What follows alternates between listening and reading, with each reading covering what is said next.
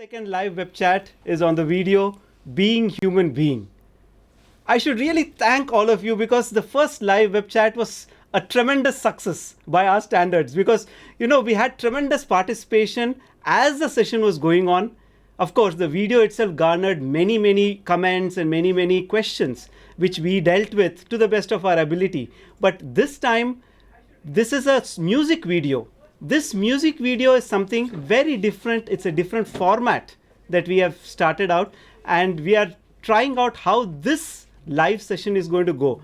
Before we get into this session, I would like to just give an outline of what this music video is about, and we will actually see the music video once before we proceed with the discussion. There are 3 points that comes to mind. One is Swami says, one is a human being only when one follows the human values. So what are these human values? This is something which, all of us know, Sathya, Dharma, Shanti, Prema, Ahimsa. But then what do they actually mean? How do they translate into our daily lives? That is one perspective. And then Swami used to say in many of his discourses, he says, I am not animal, I am man. He says, first step is I am not animal, I am man. Then he says, I am not man, I am God. So I think this song kind of bridges the gap between animal, man and God, what it is. Yes. And I think some of these points are very interesting, and we are going to touch upon these points today. And before we go on to the music video, there was one very beautiful Telugu phrase that Swami would say. Swami says, you should be Achara Manavas, not Akara Manavas. Right. Akara Manavas is you're human in form. In form alone. So you're human in form, but you should be human in practice. Yes. And what this practice means, what is our true nature, what is our true identity? Let us explore some of these topics, and we would really request you all to participate, send your comments, because we have a whole support team here who is going to pass on these comments live to us, and we will try to comment on them and make it as easy for you to understand as possible. Before we proceed, let us just look at the music video once more to revise what it is all about.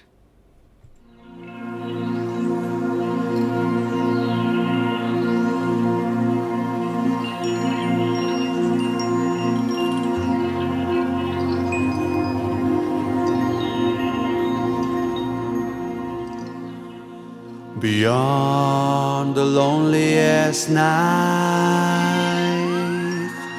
lies an awakening, weariness also brings a resolve within. Being human is the least I can possibly be. I am brave and the truth will not startle me. Whoa, whoa, whoa, whoa, whoa, whoa, whoa, whoa. Limitations I am made to accept and learn to fly like a bird, a freedom my heart yearns. Standing in a cell 2 feet wide and 6 feet deep. A name and profession is a label I keep. Pleasure of desire, the darkness of fear. Every smile, little flower, a dewdrop, every tear. Being human is the least I can possibly be. I am brave and the truth will not startle me. Being human is the least I can possibly be. I am brave and the truth will not startle me.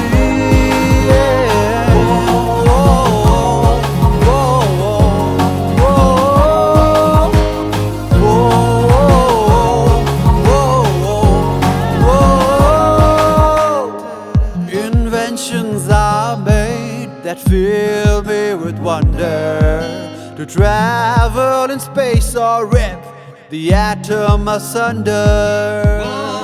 Singing in the rain or working in the heat,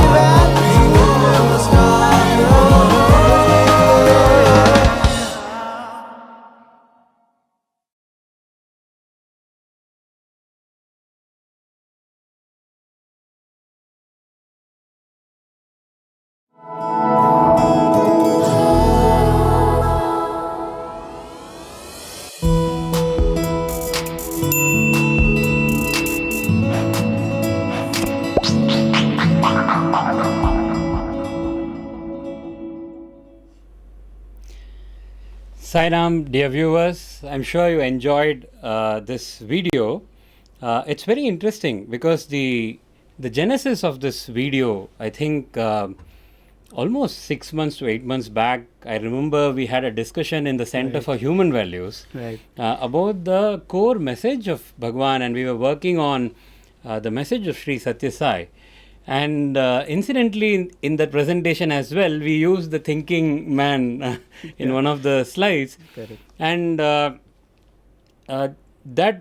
was an effort to kind of put Swami's entire teachings in a nutshell. And it's an ongoing effort, of course, because it's like, how do you pack the ocean into a gift box? It's almost impossible.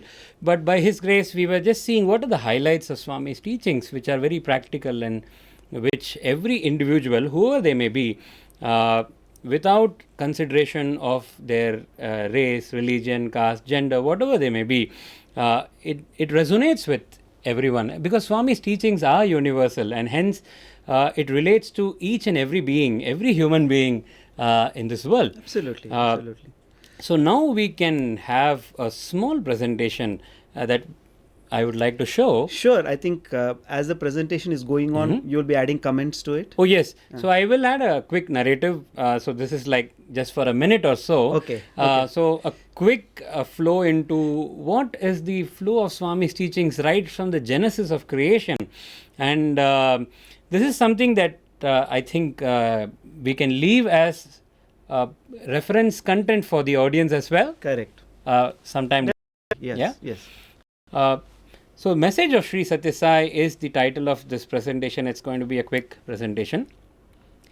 Swami says, I divided myself from myself to love myself. Right? So, he separated himself and he used ignorance to make feel that he is like an individual self. Then the question is, who am I? Where did I come from? And where am I to go? Swami says, the one who I think I am is the body, one who others think I am is the mind, one who I really am is the conscience or Atma, right? But human being is also an amalgamation of humanity, animality and divinity, right? So how do we reconcile between these two? Bhagwan says that if I identify only with the body, it's animality. If I identify only with the mind and desires, it is demonic nature. Right. If I integrate body, mind and Atma, it is humanity. And if we transcend the body and mind, it is divinity, right? Okay. And the purpose of human life is to go back to that source, that I, the fundamental I. Swami would often come and, tell us students that, if I ask you for your name, you would say, I am Rama, or I am Krishna, or I am Jesus, or I am Martha. Whatever be the name that one takes, everyone would address by this I. Correct. Right? The I is common to everyone. And that is the source of our presence. Our existence commences with that fundamental thought of beingness, which is I. Right? Oof. It was really put into a very, very Yes. small nutshell. Yeah, And it is just very, very dense. I think Indeed. every word that you use can be a full web chat. It can be a full Totally. session on its own. But what you're trying to say, and actually that's what we have tried to say through this video Yes. as well, because you can never adequately touch upon all the points. It's not possible to, touch upon all the details of what it is. These are just trigger points. Yes. As we mentioned even in the previous web chat. These are just trigger points for you to start thinking about on these Yes. lines. And then slowly the answers will come on its own. Before we go to elaborate what you have just presented, there have been very nice comments about the first video, the prayer video, and the second video as well. But some of them, for example, Calvin Thapa says, Radio Sai next is my dream coming true. Wow. I had requested Radio Sai for a video like this many years ago. Thank you, team. Looking forward to more such videos and also the live sessions touching on various spiritual topics. Well, this is an effort, very, very honestly. From your presentation, I think what really the place where it all starts is I separated. This entire song, the last line mini series, and they are hand signed by Swami. Swami has signed on each of those Sanatan Sarathis. The first article that Bhagwan wrote was on Prema Vahini, so that is a very dear subject to all of us. And when we started exploring Bhagwan's teachings on Prema, Swami was very categorical to say, and that's something that resonated with the lyrics of this video as well. Swami said, Prema ante deha jeevitam kadu, manasika jeevitam kadu, buddhi jeevitam kuda kadu, prema ante atma jeevitam. Right? Means prema doesn't mean to live a life identified with the body alone, to live the life identified as the mind, the thoughts and the desires, or to live the life with buddhi, that is the intellect. Swami said all this is not prema. Prema means if your life happens spontaneously, completely identified as the atmic self that you are. Right? He said that is real prema. This is the definition that Swami gave. Obviously, for all of us, it's a challenge to to experience this, and that is in fact the seeking of every seeker in the world, to experience their own true presence beyond the body, beyond the mind, beyond the intellect, the reality that is Swami, that is all pervasive, right? The Antaryami who is all pervasive. That is what we want to know, but it is so intangible for a beginner, when we are striving to know what that is. So Swami makes it simple through his personal interactions. Like when we pray to Swami and say, Swami, this is too high for me, Swami, I am not able to understand this. He's very compassionate. He makes it very simple for us. And one such episode was, it happened in Trai Vrindavan. When Swami was seated on the Jula and he was swinging so beautifully, and, boys are all, making use of the chance. They have to do Padaseva of Swami. Somebody was swinging the swing for Swami. All that was happening. And Swami asked a very different question that day. And he said, boys, do you love me? So all the students in chorus said, yes, Swami, we love you. Right. Swami said, no, you only like me. Correct. Right? And Swami went on to bring out the difference between love and like. Right. And he asked one of the students who responded and said, do you have a dog at home? And the student said, yes, Swami. And Swami went on to say, so if the dog is very happy and running around, are you happy? He said, yes, Swami, I am very happy. So if the dog falls ill and the dog is not feeling so well, do you feel sad? He said, yes, Swami, I feel sad when my pet dog is not well. Swami said, so wherever the dog goes, do you always go behind the dog only, all your life? He said, no, Swami, I don't go behind the dog. He said, see, you like your dog, so you don't love your dog. To love is to follow. Right. That is what Swami said. He made it so simple. The first step to understanding what this love is, which is Atma Jeevitam, Bhagavan said to love is to follow. Right? And it's very interesting that, we had this conversation just before this live session where I was telling Brother Sai Prakash that, in Bible, there is such a beautiful insight about how to follow God, right? To love is to follow, how to follow God. And Brother Sai Prakash was mentioning to me that he also happened to refer to the Bible It was very interesting because last night I was really driven to reading what the Bible says and because Jesus Christ is an exemplification of love. Yeah. And he led his life, and Swami has mentioned it so many times. So there were some very good people, dear viewers, you should read what Swami has told about Jesus Christ, because it's very, very beautiful, like the father talking about the son. Yeah. Very, very beautiful passages. But the one which you mentioned is very, very unique. Yes. Like how to follow, what it means to follow. So in fact, the verse goes like this, where Jesus says, deny yourself, carry your cross daily, then alone can you follow. What a beautiful instruction from the Master. Deny yourself, carry your cross daily, then alone can you follow. correct. Right?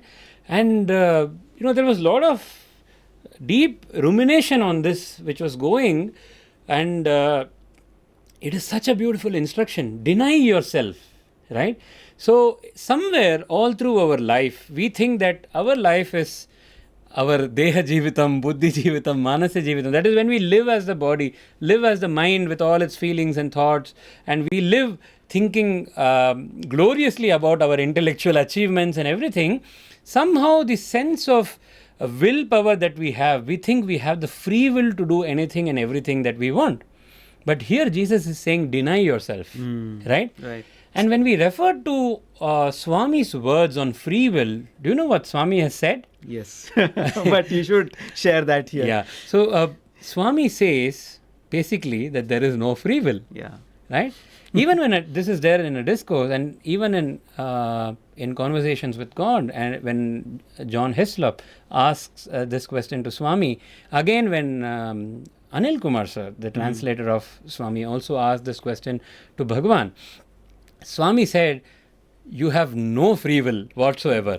Only God has free will. Right. You know, at best you can live in acceptance of the will of God.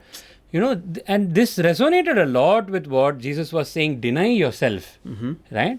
And So you mean he says deny yourself of the feeling that you have a free will? free will. Okay. Yes. Okay. And so the free will is a debate. It's a raging debate in That the is a minds of- topic by itself. Yeah, and I'm sure get into there'll it.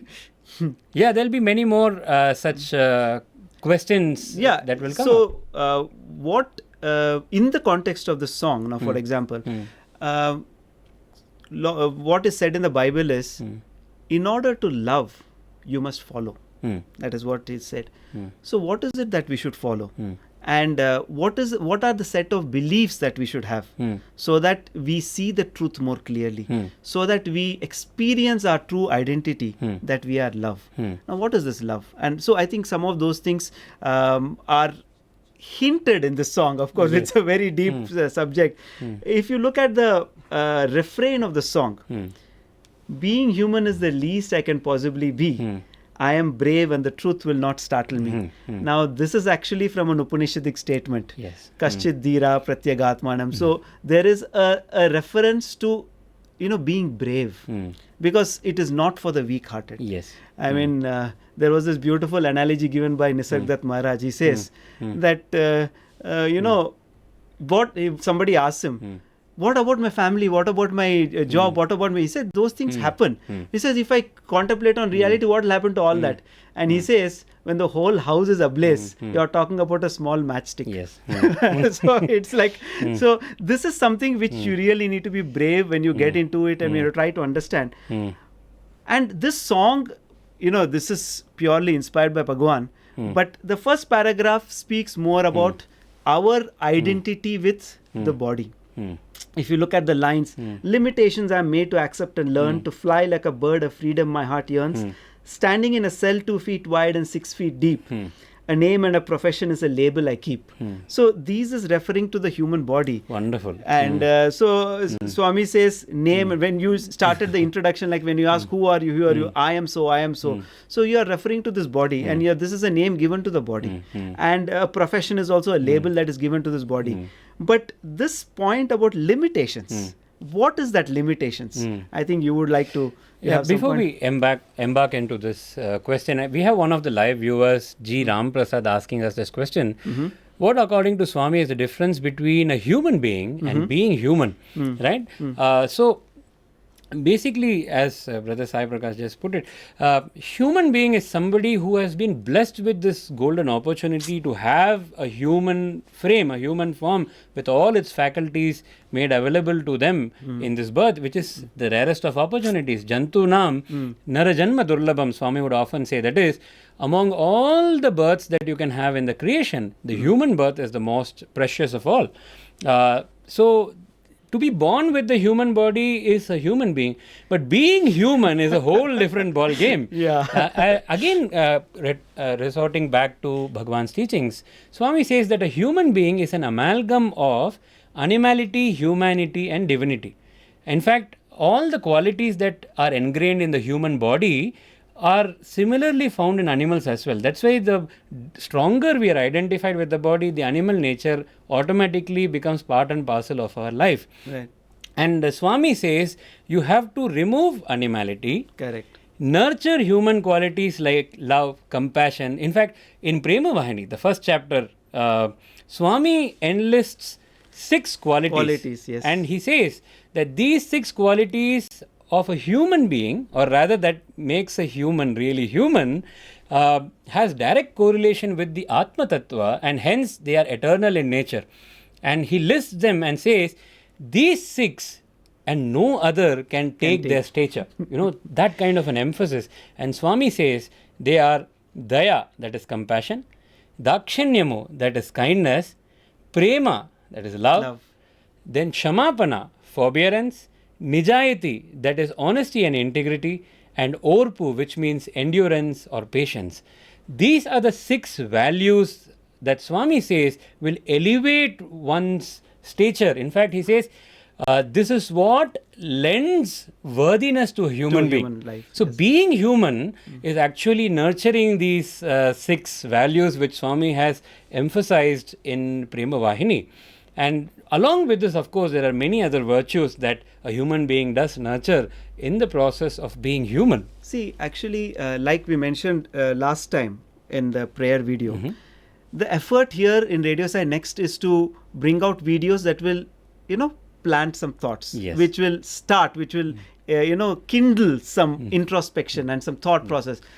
Now, this video, the second video, is definitely on the B category. When you say discover, try, be. That is the tagline, discover, try, be. Of Radio Sai Next. Of Radio Sai Next. Now, this is definitely on the B category because it states some of the truths. And these truths are not easily understandable, but as we go along, we will start introspection and we will start understanding them better. In fact, Sister Lata Manivannan says, being human being is putting into practice Swami's teachings in our daily lives. Love all, serve all. Wonderful. I mean, the beauty of Swami's message itself is that because it's so simple, but when you try to understand what it actually means and put it into practice, then everything unravels from there. Yes. In fact, there's also one more question from Gayatri Smita. Yes. She says, after Swami left, people who are giving talks on the message, are they following it themselves? In fact, that's why I think the point which you made, that courage has been emphasized as a key factor in being human, because what happens is the vagaries of the mind and all the 3 types of impurities or difficulties, Mala, Vikshepa and Avarna. Mala being all the tendencies that we carry from our past births, all the notions, points of views and judgments that we kind of imbibe in our life through interaction through various people, which is Mala, gets imprinted in the mind. Mala literally means dirt, right? And when there is this dirt, there are lots of disturbances that are caused in the form of thoughts.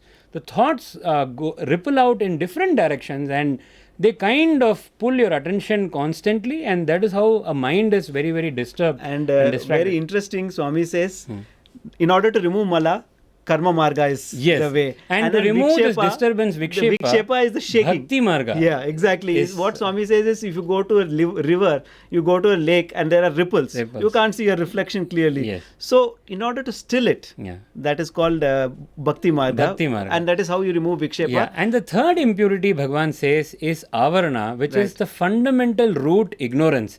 And we go back to what Jesus said. He said, deny yourself was the first thing he said, and the second one was carry your cross daily. And Swami would often say the cross means I cut, right? Puttaparthi also means put apart I. Swami would show this and say put apart I. This I cut is actually the removal of avarna, that is the root ignorance. Ignorance is not some extraordinary thing that we should be like terrified about or something like that. Ignorance simply means we are unaware of who we really are. The lack of awareness of our reality is what is ignorance. So the Sadguru, we just had a beautiful Guru Purnima celebration here. The Sadguru is all the time inspiring us to remove Mala through Karma Yoga, to remove the disturbances of the mind Vikshepa through Bhakti Yoga, and through Jnana Yoga, he inspires us to shower his, not only does he shower his grace, in fact, once when I asked Swami, this ego or I cut, how should we do? We need your grace for that. Swami said, Bangaru, my grace is abundantly on you.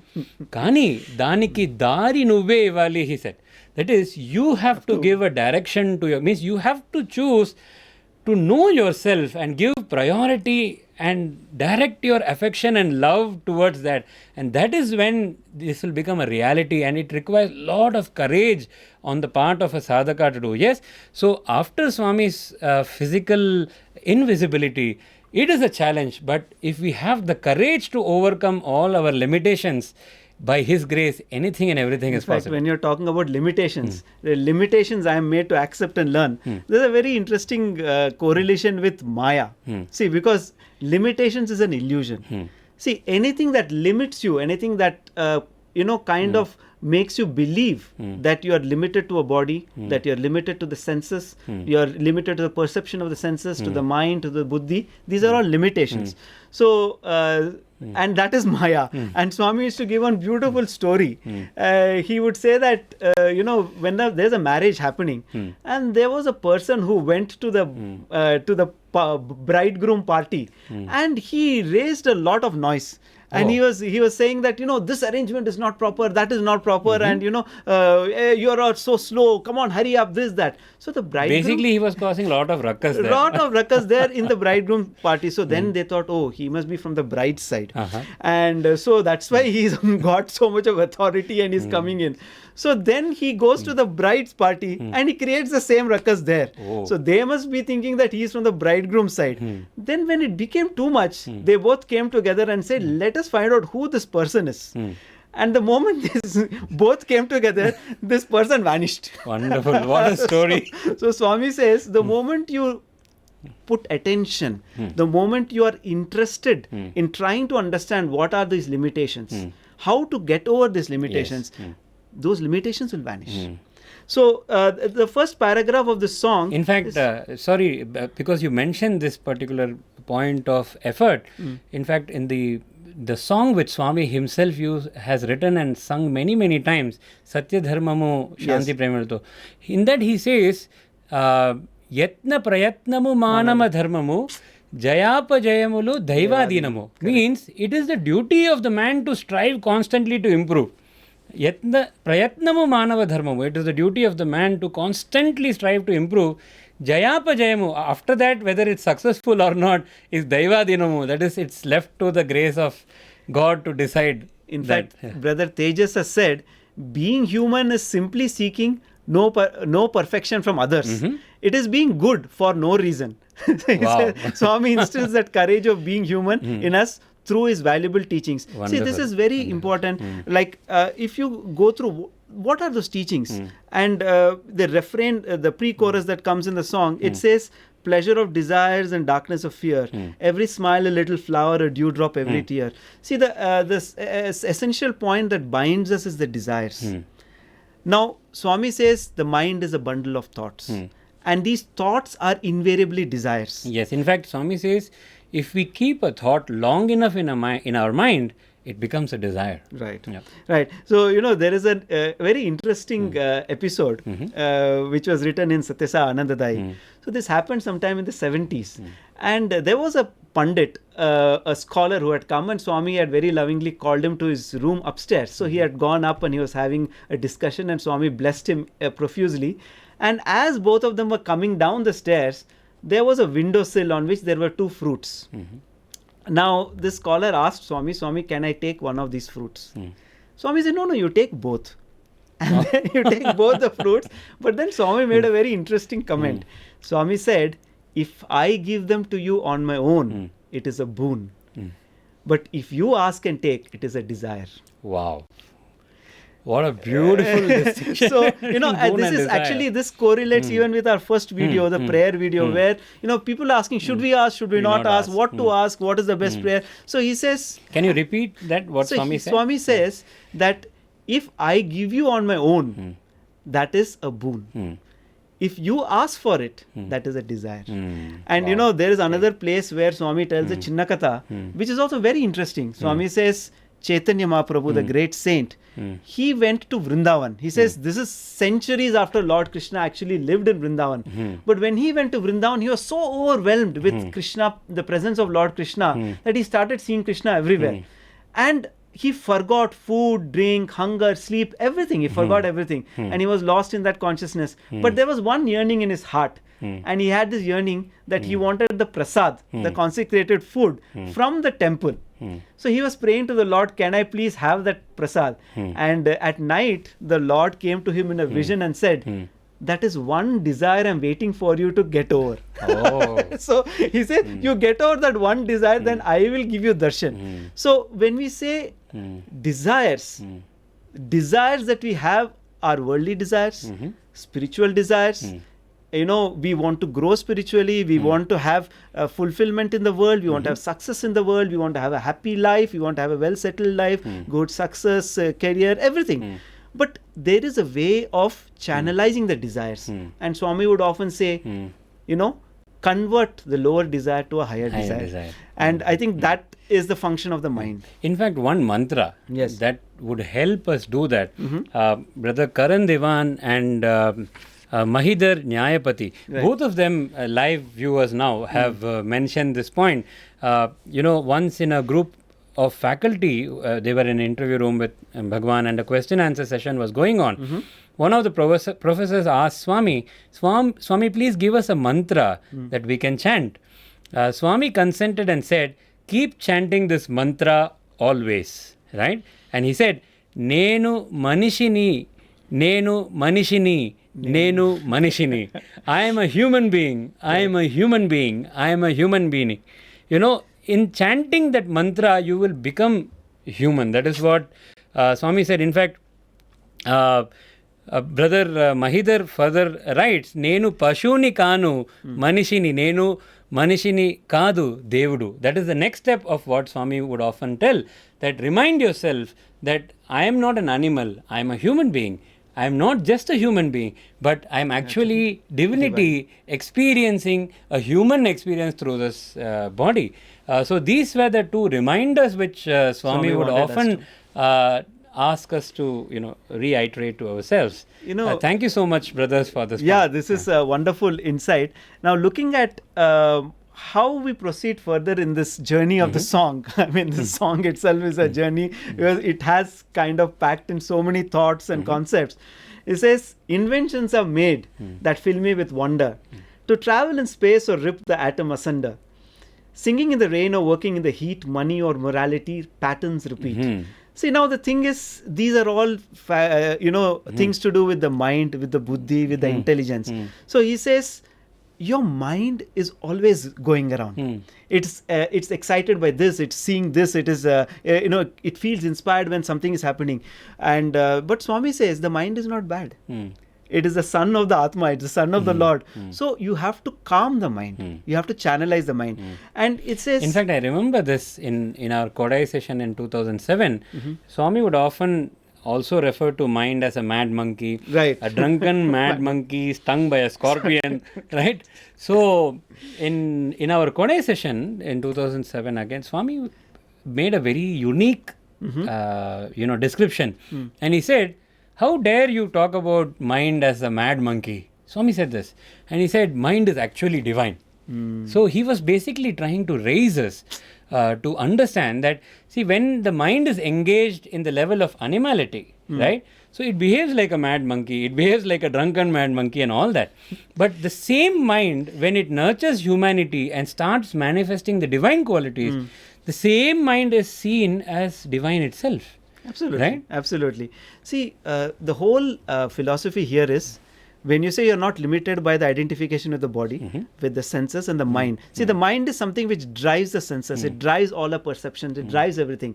But the next paragraph in the song, what happens to your mind when you're fast asleep? When you're in deep sleep. So that line, which is the bridge of the song and which is the main message of the song, is something which, as somebody asked, we have not been there, we have not yet experienced that. But this is what Swami says, I am he who is me in my deep sleep. Now, what is the meaning of I am he who is me in my deep sleep? when you wake up, you say, I had a good sleep.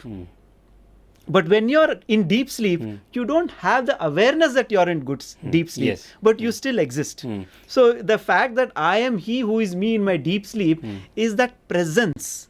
That what is that presence? And like going back to your presentation right in the beginning of the show, you said that I separated myself from myself to love myself. Yes. So that love is the essence of creation, and it says it is the essence of life which is present in plant, animal, and in human. Yes. So he says that love, that essence of the purpose of creation is blossomed completely in human being, and in true that I am he who is me in deep sleep is love.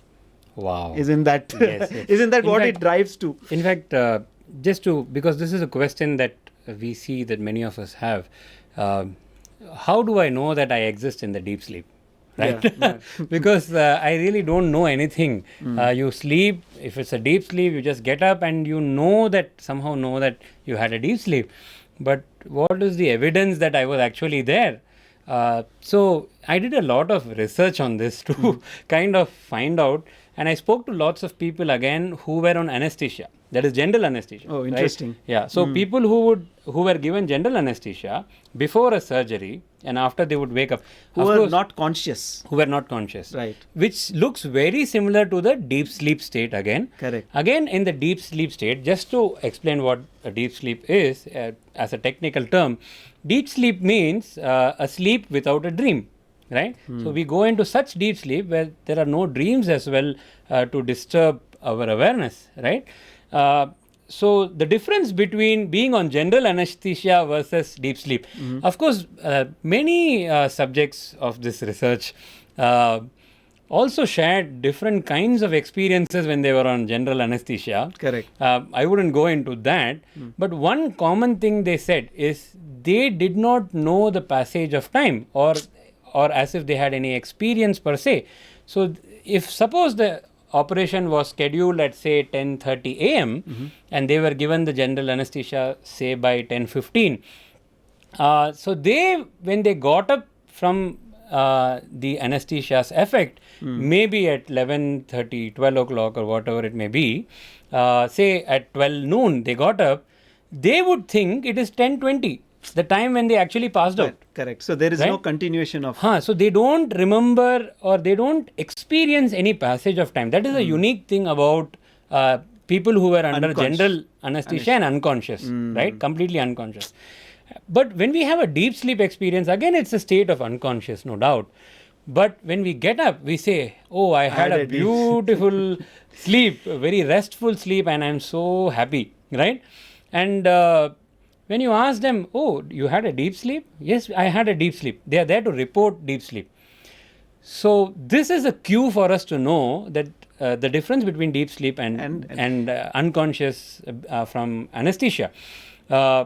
In deep sleep state, what happens is the presence is there to report an event. And the content of the event is null. That is zero. Correct. Right? For example, if I were to ask who won the Wimbledon this year, right? And is it Federer or is it Djokovic, right? So if you were to tell me that it's Djokovic, how would you know? How did you know this information, right? Because of watching the live and watching Great. the, yeah. So there are two things that happen.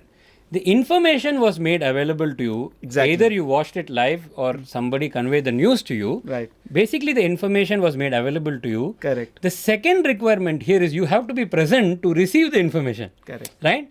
If the information is available, I'm sure there are viewers here today who did not know that Djokovic and not Federer won the Wimbledon this year. That's because the information was available, but you were not present to receive the information, right? Similarly, in deep sleep, right, to have an awareness of an event, the event has to happen, which is deep sleep, and you have to be present to receive the information of the Correct. event, right? And what is the information of deep sleep? Zero. There is no information. The content of the information is null, zero. And hence, when you get up, you say, I actually had a deep sleep. How do you know? Because I was there. But what did you see? Nothing. It's like having your eyes open on Amavasya day There's nothing. Where there is no moon and there is absolute pitch darkness, all the lights are off and your eyes are open, and if I ask you, what are you seeing? You would say, I see nothing. I'm seeing nothing. But you say, I see nothing, means you're present, and you're seeing. But the only difference between this experience and the experience of the deep sleep is you don't have the awareness of I see when it is happening. Right. But when you get up, you know that you have had an experience. Yeah, it is quite a lot to grasp in one session, Giridhar. I really thank you for explaining it. But let us move on very quickly because our time is running, we are running short of time, to what knowing all this means. See, like Sister Meenakshi Velmurugan says, Sairam, Swami's golden sayings of Devapriti, Papabhiti, Sanganiti and self-introspection will slowly make us human being to being human. So, I mean, this exactly is what it is. You may know the definition of what is deep sleep, you may know the definition of what is body, what is mind, what is buddhi, but then how is it reflecting in your daily life? I think that is where compassion comes. That is where those qualities which you mentioned comes. How do you how do you present, how do you manifest, how do you manifest that understanding in your daily life? And I think that is where being human and being human being, everything gets mixed up in the way that you lead your life.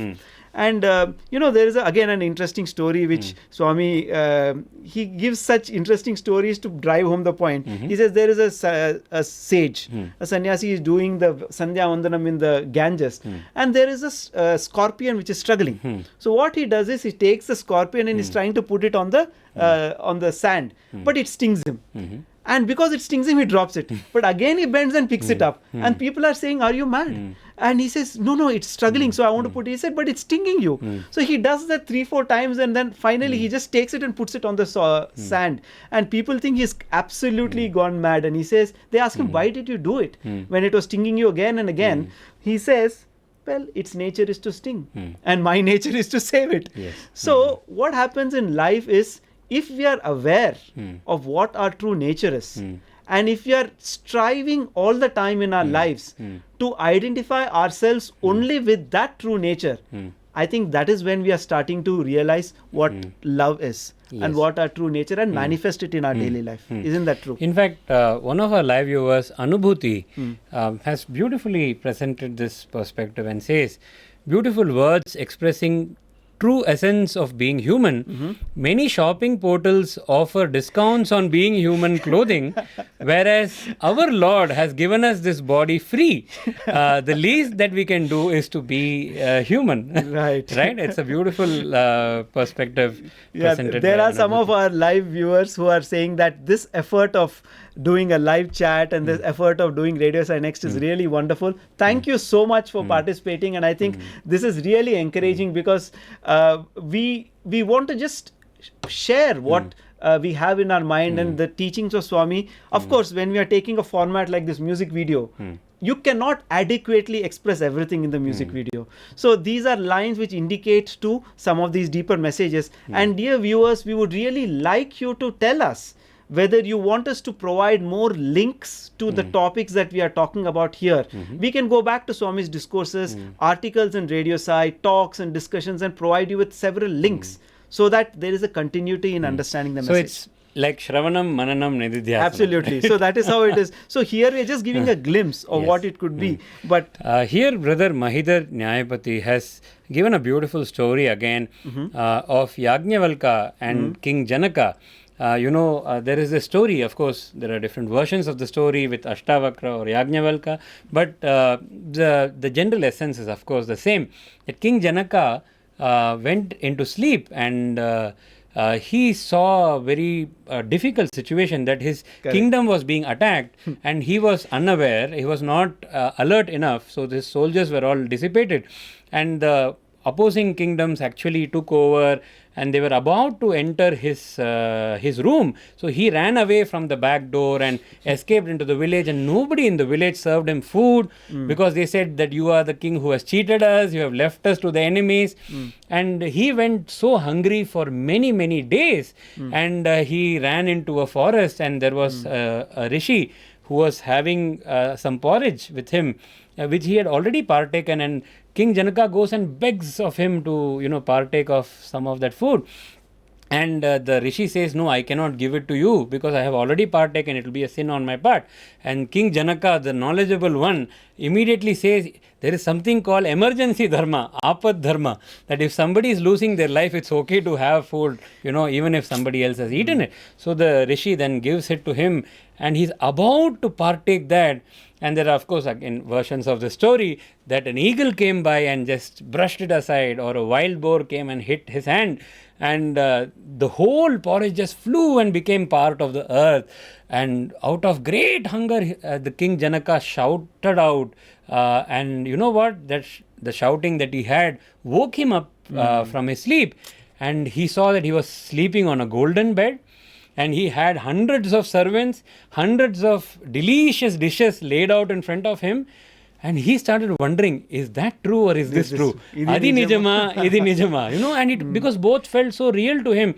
And he was literally juggling with this question when his guru came up to him and said, Adi nijamu kadu, idi nijamu kadu. Neither that is true nor this is true. Why? Truth is that which does not change with 3 periods of time or with Desha Kala Paristiti. If you being a beggar in the dream was true, then you wouldn't be a king now. If you being a king now was true, you wouldn't have been a beggar in the dream. So neither that is true nor this is true. You who were a witness to both the dream and this waking reality is the only one that was constant, unchanging in both the experiences, and hence you alone are the truth. And that is the presence in the deep sleep. Absolutely. Right? Brother, Sister Sarojini Parshram says, brothers have personally experienced animals and birds being more humane, unlike the scorpion which you just mentioned about. Yes, that's true. And she says that His grace over a period of time would help us to realize that we all are one. Yes. So this sense of unity that Sister is talking about, and I think Swami says unity, purity, divinity. So that first step of unity, that can come across only when we try to introspect and try to understand what our true nature is. We are really running short of time, and there are a lot of comments coming in. But dear viewers, we would request you to continue posting and please write to us. We have a WhatsApp number, we have a mail ID. You can comment in the YouTube section, and we have opened up a new Radio Sai Next Instagram and Facebook page. So that it's you have 4 portals to share your thoughts and ideas. This song that we got out, being human being, is really a very, very bold experiment, if you ask me. We have got some feedback saying that the words are very difficult to follow. It's not like a song where you can hum along. It's not like a song where you can really sing. Well, that was not the purpose of the song that is exactly. We are trying to present a message, but of course, if we can present the message in such a way that the song is easily people can follow, like when Swami sang Manasa Bhajare, Guru Charanam. It is so simple, at the same time most profound. Yes. And so we are trying. I think somewhere Swami's message is so universal, and it's simply in the space and air that anybody can gather. We have one of the viewers again, Radhika Sevram, who says there is a song from soundtrack of Wonder Woman. Okay. The refrain is, to be human is to love, even when it gets too much.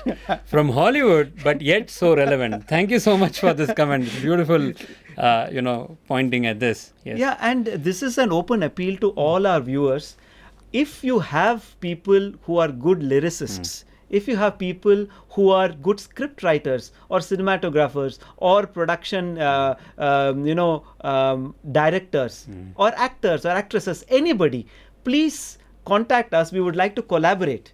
Now, as I mentioned last time in the last webcast, we are trying out different formats in Radio Sai Next so that we can increase the number of people who can participate. Yes. And we can have more collaboration and participation from people all over the world.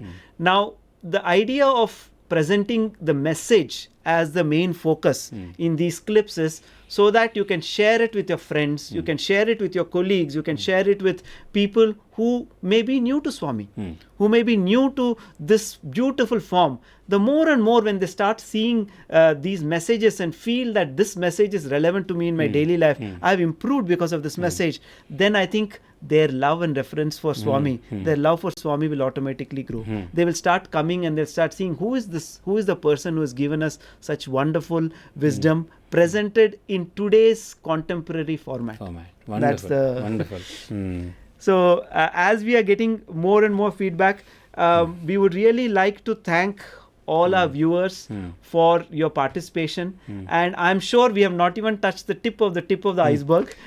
This topic is very deep, and this session itself was a bit deep and subtle, because love, being human, then the mind, senses, thoughts, these are very abstract. They are not tangible. Like one of our viewers said, I was not able to relate to this song as much as I did to the prayer video, because it's not very tangible in what it's speaking. But ultimately, when you start introspection, you will understand that this is the basis. And the more and more we are clear about what the basis is, if you're clear about this is what the message is, this is the basis, then automatically you'll start growing towards it. And like Brother Arvind that brought out that video, this